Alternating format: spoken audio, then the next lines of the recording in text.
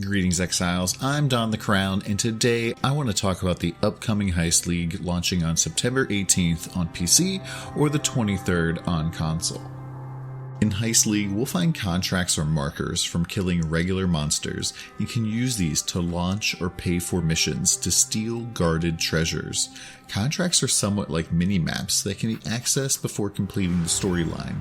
From what we can tell, each contract seems to be somewhat involved for a predetermined loot type. Hopefully, while leveling, these will prove to be a great source of extra gear that'll feel good to do before maps. Whether this will live up to the amazing leveling weapons from Melee from Harvest is yet to be seen. These somewhat remind me of Alva's incursions, except longer and less kill a whole ton of mobs for XP and loot. In fact, there's been indications that you might want to bypass guards and sneak around a little bit, which is drastically different from basically everything we have in the game so far. I'm sure that these will be popular once people get to maps, and will likely have people creating heist-specific builds. If you really enjoy the heist mechanic, you don't even need to leave it. You can trade all of the markers and missions with other people, so it's kind of like Delve, only better. As for the rewards, so far we know that we can expect standard loot explosions out of some of the chests, but there are 5 types of new loot this league: replica uniques, experimented base types, alternative quality gems, new enchanted gear, and trinkets. Replica uniques are a twist on the uniques that we've come to know over the years.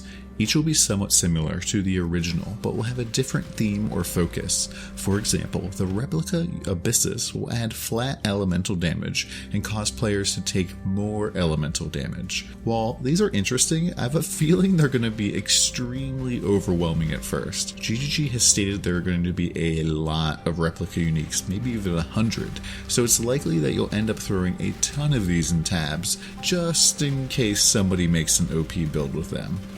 Experimented base types are exclusive bases that can only be found from Heist content. So far, we've seen a bow that has a lot of extra fire damage on it, and hopefully there will be some real juicy options as well. It seems like getting an item level 86 base will likely be extremely difficult, so I wouldn't be shocked to see some of these being targeted as splitting bases, like we've seen the item level 100 6-link astral plates and Valregalias in the past. I really like to see these bases though have an abnormally high item level, since it's supposed to be this top secret item. I'm also kind of drooling at the idea of a base type that has implicit flat physical damage. Whew. Alternative quality gems is the next step in GGG's fiddling around with quality on items. These gems will each have their own unique difference on them from having alternative quality. So far they've stated there will be at least 900 different alternative quality gems, which to me is just mind-boggling. It doesn't look like they'll be able to be awakened support gems though, so we may see a shakeup in the value of the traditionally expensive support gems from Awakener. Also, some of these appear to be active skill gems, such as Blade Vortex with Damage Leech's Life, and this could potentially be more popular than a 2120 Vol Blade Vortex. But I have a feeling it's going to take a while for the value of these to become known. Several alternative quality modifiers seem to be akin to a threshold jewel, so this is a massive rework to gems. This might be as big of a shakeup to the game as cluster jewels were in Delirium League. Lastly, the new enchanted gear seems to amplify stats on the item and offer some cool new crafting bases. Since enchanted gear cannot be split or duplicated with the menagerie, these will likely be a lot more rare and valuable than experimental base types. Once again though, getting high item level items might prove difficult. These items are also supposed to spawn with naturally good stats, so they could be a great boon for leveling or solo self-found. When I look at all the new loot options this league, my first thought is, well, I guess I'm dedicating an entire screen to Poe Ninja this league. There's just simply too many options to instinctively know what to pick when you're in the vault. Oh yeah, I nearly forgot. You'll be given the option between several different loots to take during a grand heist, and you'll only be able to take one. So being familiar with the general value of everything is going to be somewhat mandatory this league. Thankfully, this will not be on a time limit unless you've already triggered the alarm. Then you might have to make a split-second decision about what you want to take.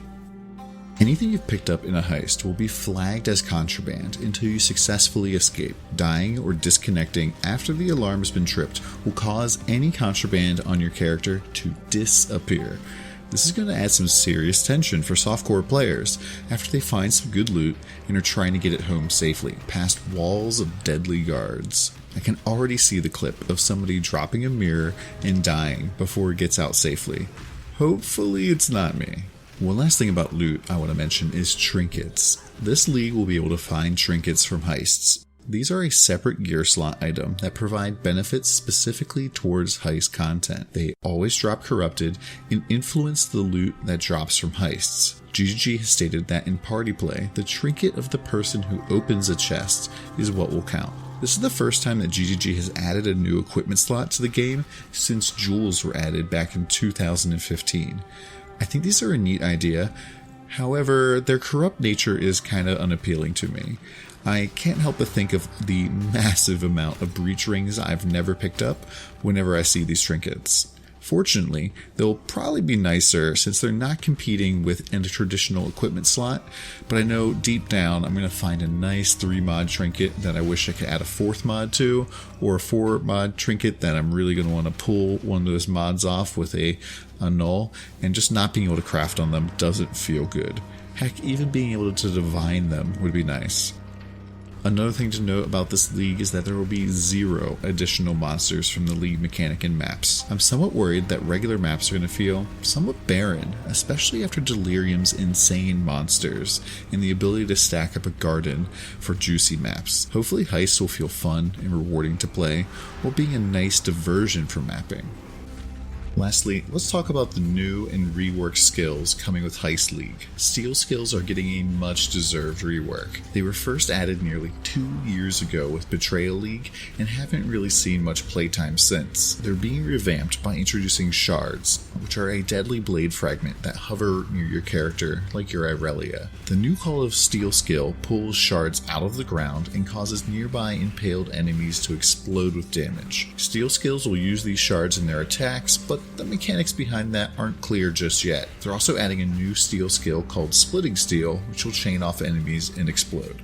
Curses are getting split into hexes and marks. Hex spells apply curse debuffs to every enemy in an area, and if it was self-cast, they gain Doom over time, which increases the curse effect. Hexes are also getting a new support gem, Impending Doom support. When a curse supported by Impending Doom expires or is removed, it will trigger a chaos explosion based off how much doom is built up, so it will only work with self-cast curses. Hexes are also getting a new active skill, Hex BLAST, which calls down a beam of damage on the target. If they are hexed, it consumes the hex and causes a shockwave around that enemy.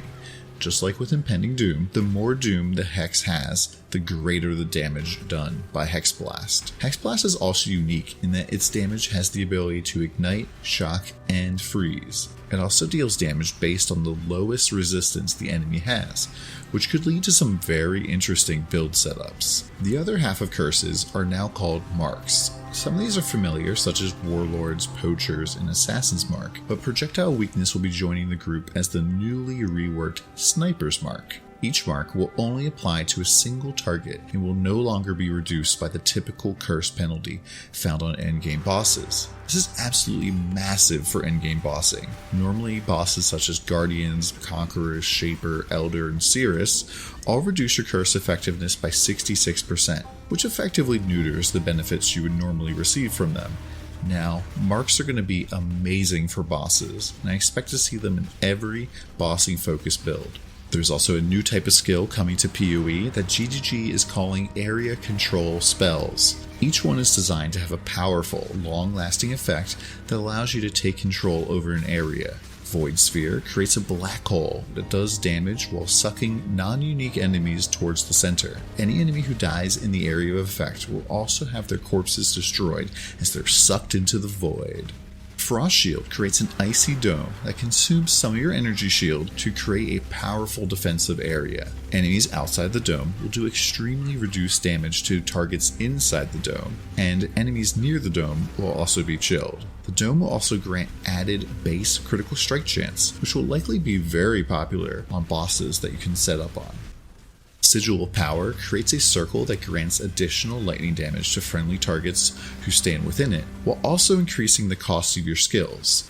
As mana is spent, the skill will power up, increasing the added lightning damage. Once fully charged, the Sigil will also cause enemies within its radius to deal less damage. This seems like it could work really well with Archmage builds, as you're already spending tons of mana and will likely charge the Sigil extremely quickly. Lastly, Flame Wall creates an area of burning fire. Enemies who pass through the wall will be burned, and any projectiles you or allies shoot through the wall will have fire damage added to the projectile. I'm not sure what kind of builds will use this skill, but maybe Righteous Fire could even use this to add to their kit for even more burning damage against single targets. That's it for the patch preview. I'm really looking forward to Heist League and checking out all the new base types and support gem alternatives. I hope that the newly reworked steel skills are amazing, and I'll likely try them out at least a little bit while leveling. Maybe they'll surprise me just like Earthshatter did in Harvest League. What are you most excited about? Let me know in the comments below. If you like the content, please consider subscribing or come by the stream at twitch.tv/DonTheCrown. Thank you very much.